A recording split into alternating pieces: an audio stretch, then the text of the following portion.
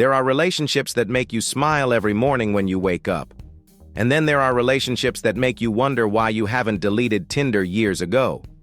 In today's video, you'll hear some unbelievably true stories where love turns into a magic trick, sacrifice becomes an invoice to be repaid, and friends straight up say they want to sleep with your partner and still think they're the good guy.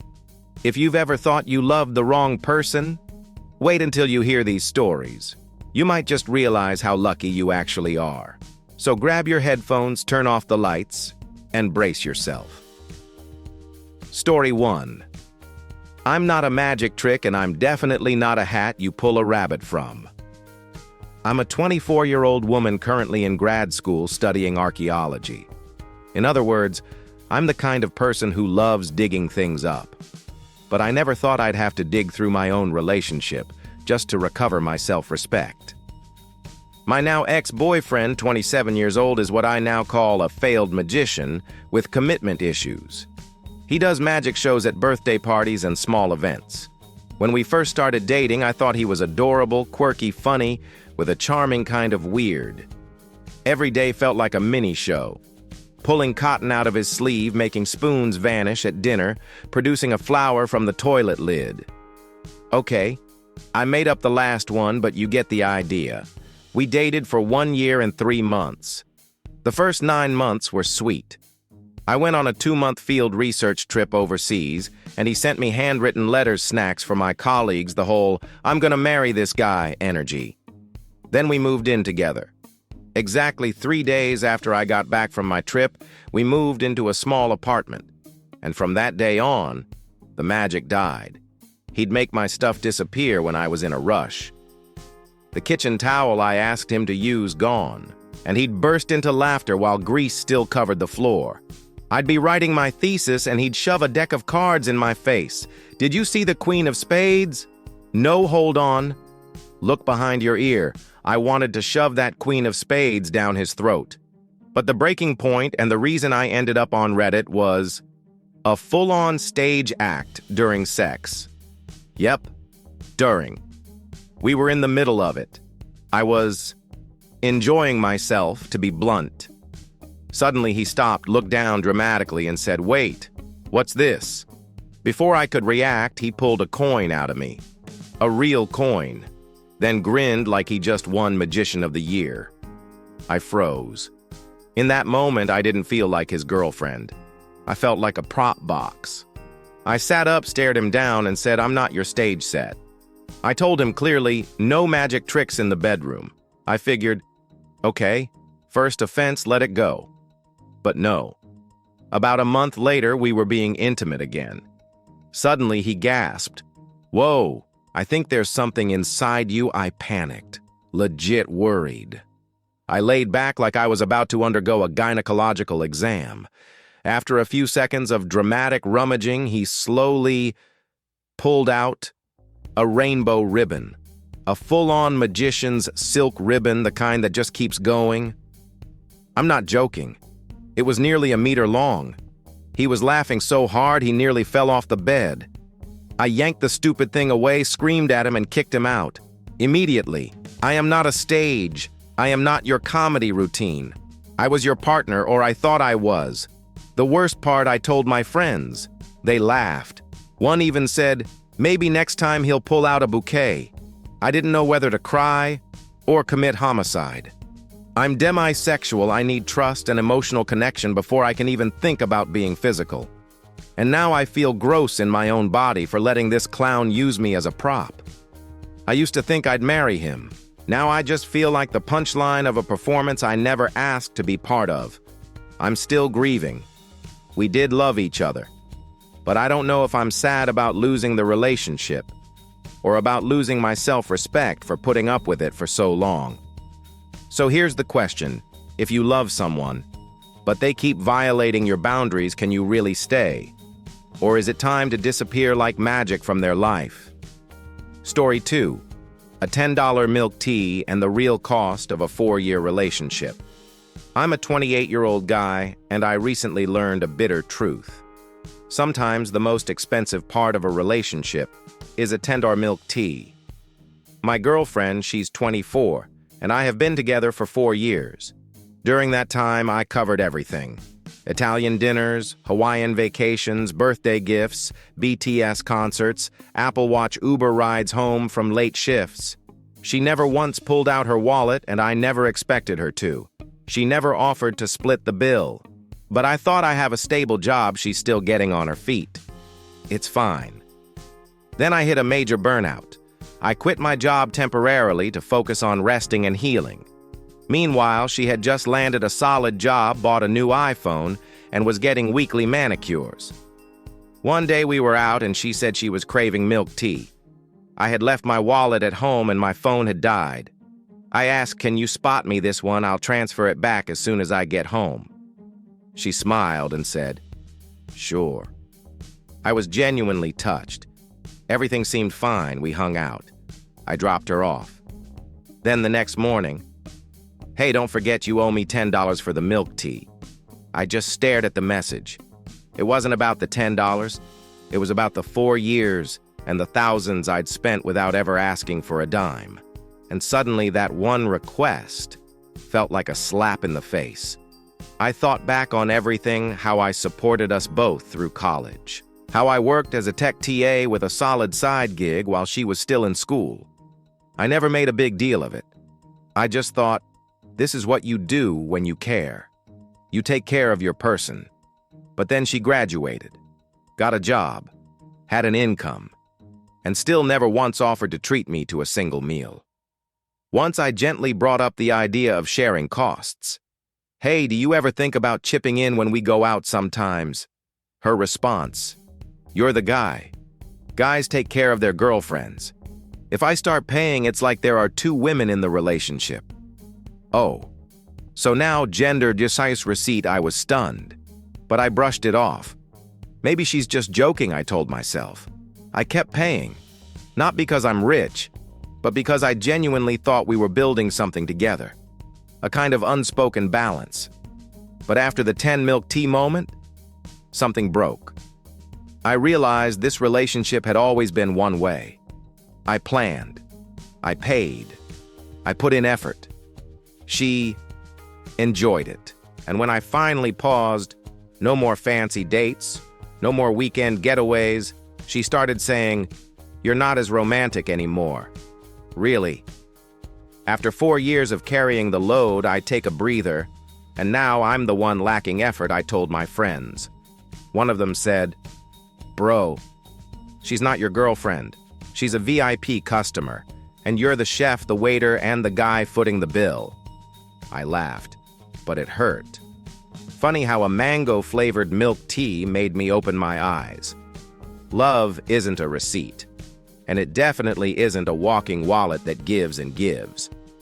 I don't know yet if I should break up with her, but I do know this. If someone can't give not even once, maybe they were never really there to begin with. What do you think? Am I overreacting? Or was that $10 the wake-up call I needed? Story 3. My computer was slow. Because of love or because of gaslighting?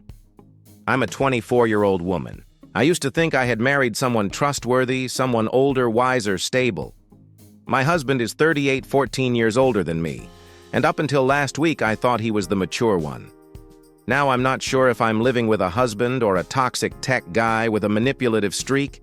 It started with a TikTok trend. You know the couple videos like, "We're not judging, just confess something." He saw one and begged me to try it with him. I said no. He insisted. Said he had something funny to confess, but wanted me to go first so he wouldn't feel guilty. And because I was naive or just stupid, I agreed. I shared some silly things, like how I once ate his birthday cake and blamed the cat. Harmless stuff, lighthearted. Then it was his turn. He looked at me grinning like he was about to drop the mic and said, "I've been making your computer run slow on purpose for the past 2 years." I blinked, thought I misheard. What he continued completely casual, like he was talking about the weather. "Your laptop doesn't have a virus or any real issue. I just installed a few things to slow it down. Only took a few minutes. I didn't fix it because I didn't like how much time you spent gaming or online." I froze. That laptop was my lifeline. It's how I studied, wrote papers, connected with family and friends, especially since I moved cities after getting married. And he knew all that. He intentionally sabotaged my only tool for education and communication just to make me spend more time with him. You want to know how I reacted? I laughed. Not because it was funny, but because I couldn't believe that a man nearly 40 acted like a jealous toddler toward a laptop. I asked, "Why didn't you just tell me you wanted more time together?" He replied, "Because you wouldn't have listened. You'd rather game with your friends than be with me. I just wanted you to pay more attention to me." He called it romantic. I called it emotional manipulation and property sabotage.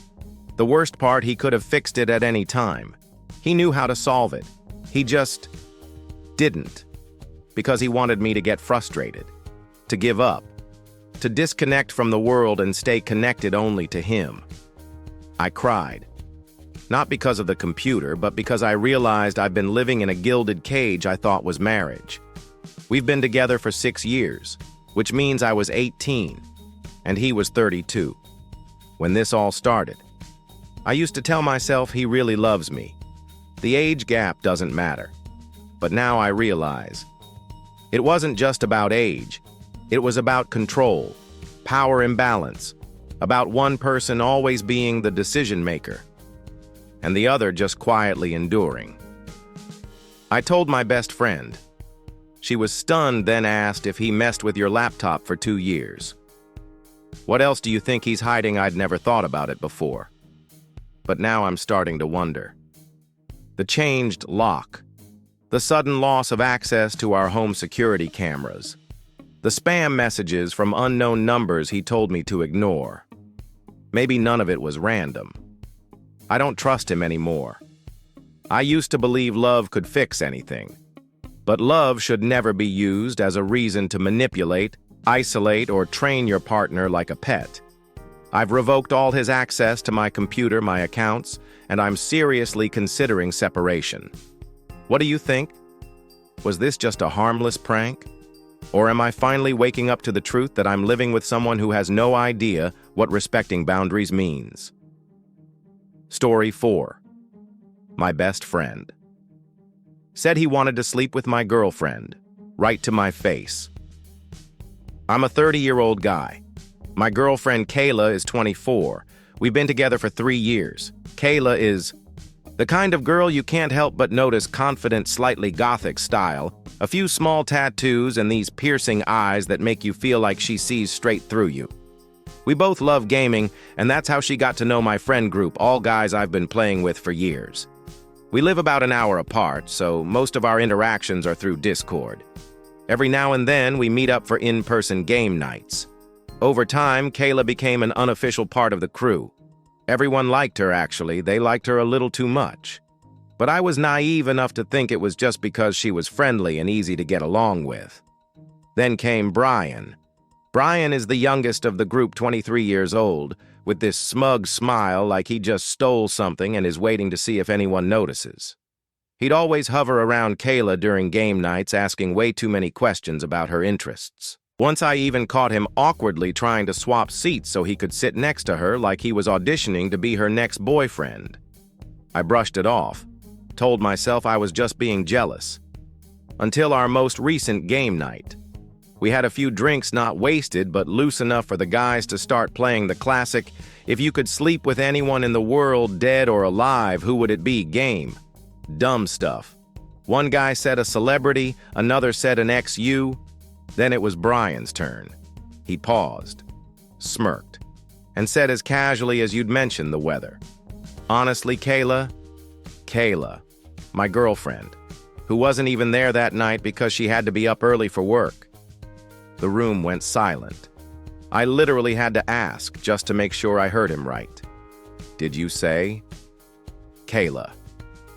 My girlfriend. He nodded. No shame, no apology, no explanation. I'm not a violent guy, but I had to stand up and walk away or I was going to break his face. I stepped outside to cool off with my best friend in the group. He looked at me and said, "Yeah, That was messed up. But maybe he was just joking. Joking.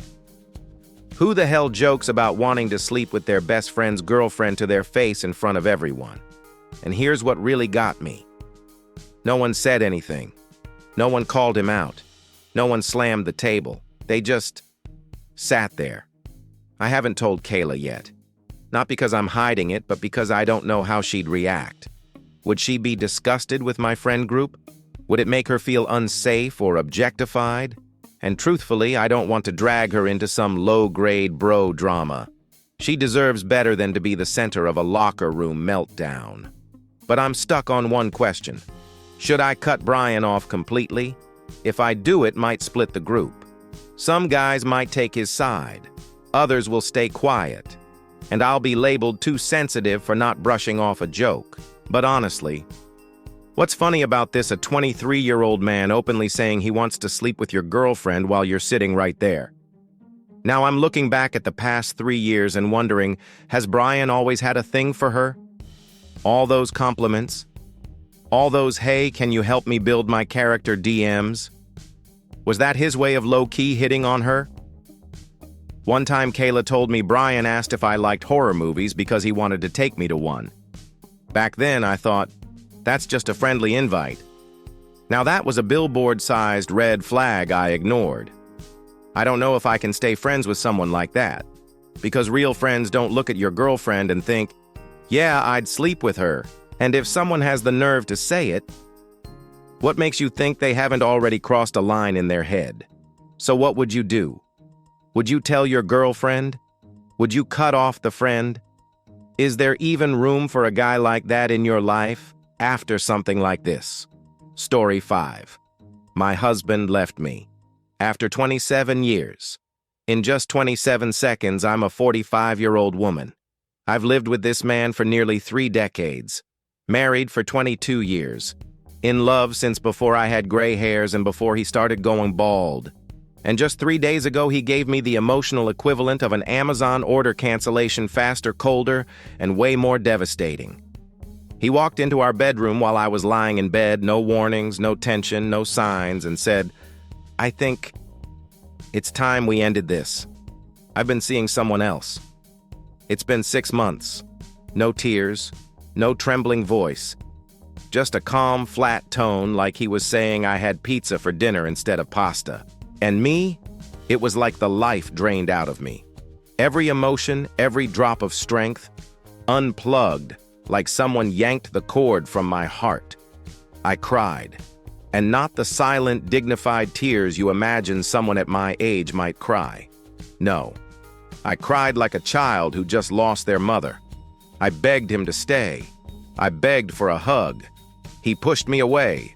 Pushed me away. And then he walked out with a single suitcase like he was going on a 3-day vacation to Bali, not walking out of a 27-year marriage. There were no signs, no cold shoulders, no sleeping back to back, no awkward, we need to talk dinner conversations. We have 3 kids, a shared house, vacations bills, arguments about who's doing the dishes. I thought it was all part of a life we were building together. And with one sentence, everything collapsed. You want to know the worst part? I still want him back. I texted him. I called.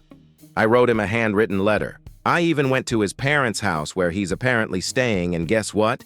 He had his mother block me at the door. Like I'm some crazy ex. Like I didn't hold his hand in the ER when our child had a 104-degree fever. Like I never existed. And then came the self-blame spiral. Is it because I'm not attractive anymore? Was I not romantic enough? Or did he never truly love me in the first place? Here's the most ironic part. I was the one holding this marriage together for years. When he was unemployed for 2 years, I supported the family. When his kid was sick, I stayed up all night. When he got caught texting another woman, I forgave him. I told myself he's just lost. He'll come back. But this time, I don't think he's coming back at all. Should I be angry? Absolutely. Should I feel betrayed? 100%. But the most painful part isn't losing a husband. It's realizing I loved someone who could destroy me with a single sentence. He told me not to emotionally manipulate him, that I was trying to guilt trip him with my tears. You're damn right I was crying. Because I couldn't use my heart anymore, it was already shattered. Before walking out, he said, "I'll always love you. In some way." In some way, I don't want vague, half-hearted love. I want someone who doesn't disappear like a damn ghost. Now I'm sitting here 3 kids who still need a strong mom, a house that feels half empty, and a heart that feels like it's been punched 100 times. I can't sleep. Every night, I think the wind outside is him coming back. I see his old shirt, and I break down like some fool. But maybe this brutal ending is also my beginning. Maybe one day I'll learn to live without needing someone to hold my hand. Maybe I'll stop waiting for that door to open and learn how to lock it from the inside. What about you? If the person you loved for 27 years walked out on you in 27 seconds, would you forgive them? Or finally let go? And that's that. From magic tricks in your underwear to one-sided investment girlfriends, to men who vanish after 27 years, love can feel like a terrible play, where you're not even the main character. But every story comes with a lesson, or at the very least a reason to hit block forever. If you've ever been through something painfully ridiculous like this, drop it in the comments. Who knows, the next story we tell might be yours. Hit like if you've ever dated a total clown, and don't forget to subscribe, so every day you're reminded you're not alone in the battlefield of love.